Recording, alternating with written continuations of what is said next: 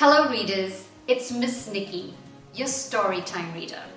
Today we are going to learn about another amazing and inspiring person who has made a difference in our world. Good readers pay attention to the cover of the book. So before we start reading, let's take a look at this cover. Can you figure out what this person was good at?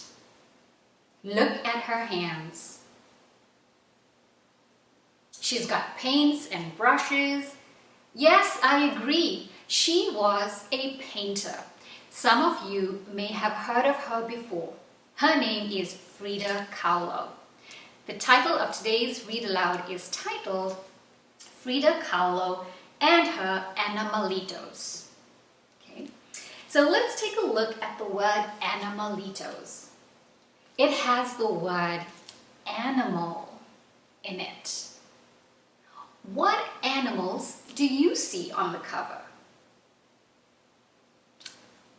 Yes, I see a parrot, a turkey, monkey, a cat, and 2 dogs. A fawn? Yes, I see it now. A fawn peeking from behind the canvas. I missed that. Good job, readers. Do you think the word Animalitos means animals? I think so too. Let's read and find out more about Frida Kahlo and her Animalitos. Frida Kahlo and Her Animalitos, written by Monica Brown and illustrated by John Parra. This is a story of a little girl named Frida who grew up to be one of the most famous painters of all time. Frida was special. This is also the story of 2 monkeys, a parrot, 3 dogs, 2 turkeys, an eagle, a black cat, and a fawn. They were Frida's pets and they were special too. Frida had a parrot named Bonito. Like her parrot, Frida was colorful. She liked to wear bold shades that celebrated indigenous Mexico and her own heritage. She lived in a house the color of a parrot's bright blue feather, La Casa Azul, where she grew up with her mom, dad, and sisters. Frida had a pet fawn named Granizo. Like her fawn, Frida had watchful, beautiful eyes.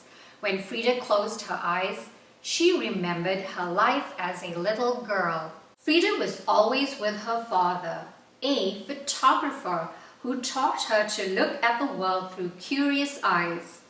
Frida and her father would walk to the park to collect bugs to look at under a microscope. Frida's father also taught her how to paint finishing touches on his photographs. Frida loved the small brushes and the beautiful colors. Frida had a cat with black shiny fur, the same color as her long dark hair. Like a cat, Frida was playful, but as a child, Frida couldn't always play. When Frida was 6, she got very sick. She was in bed for a long time, but little Frida didn't get sad or bored. Instead, she used her breath to make mist on her window, and then she drew a door with her finger. Frida used her big imagination and curious eyes to walk out the door with a magic friend, a little girl who danced and played like a kitten. Frida was independent, like a cat. Frida's sickness left one of her legs different from the other, and children made fun of her. But this didn't stop Frida from skating and riding bikes and rowing on the lakes of Chapultepec Park so that her leg could get stronger. Frida was not afraid to do things other little girls didn't usually do. She wore overalls and boxed and wrestled. Frida had 2 spider monkeys, Fulang Chang and Guaimito de la Gualabal. Like her monkeys, Frida could be mischievous, even when she was a teenager.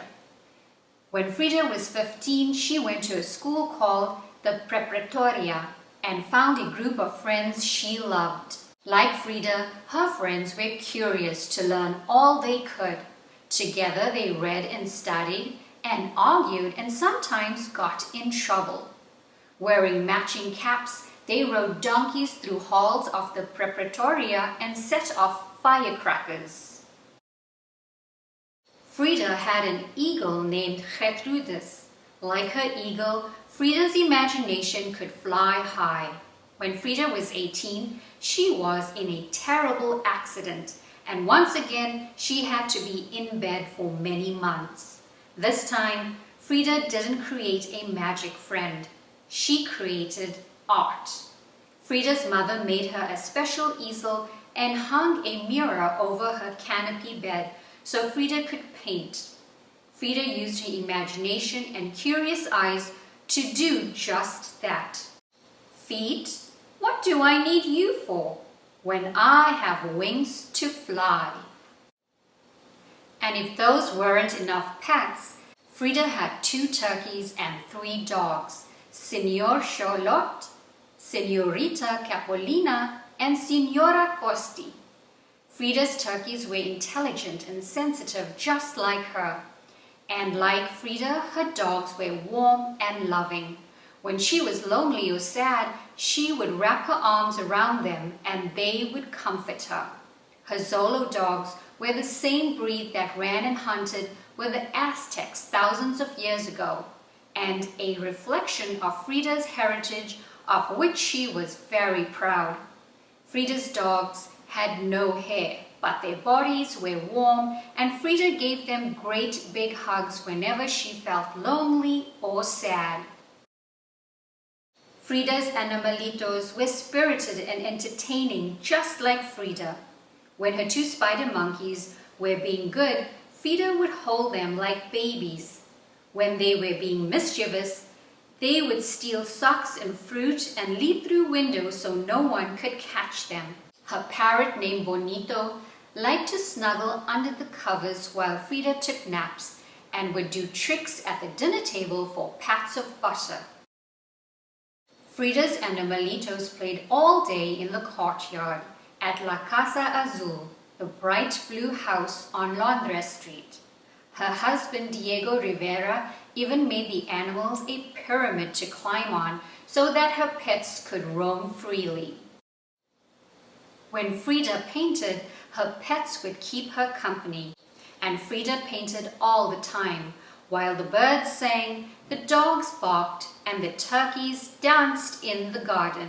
Frida's animals were her children, her friends, and her inspiration. Frida painted when she was sick and hurting, and Frida painted when she was happy. She also painted when Diego was gone and she was sad. But Frida was never really alone at La Casa Azul, the bright blue house on Londres Street. She had her Animalitos and herself, and she painted both. Frida painted herself with Fulang Chang playing with ribbons. She painted herself with Bonito the parrot and Signor Solot the dog. She painted her black cat too, peeking over her shoulder. Frida painted herself with all the pets she loved so much, and even butterflies and caterpillars. Her paintings were magic. And today, if you visit La Casa Azul in Coyoacan, just outside of Mexico City, you might hear the sound of a bird or see a black cat jump from the pyramid that sits in the courtyard of the bright blue house on Londres Street where Frida and her Animalitos lived so many years ago. The end. I love Frida Kahlo. She's one of my favorite artists. I did not know Frida Kahlo had so many pets. Do you have pets? That's great. I hope this story about Frida Kahlo and her Animalitos inspires you to create some artwork of your own. Okay, beautiful readers, please join me soon for another story. Until then, take care of yourself and each other and stay curious.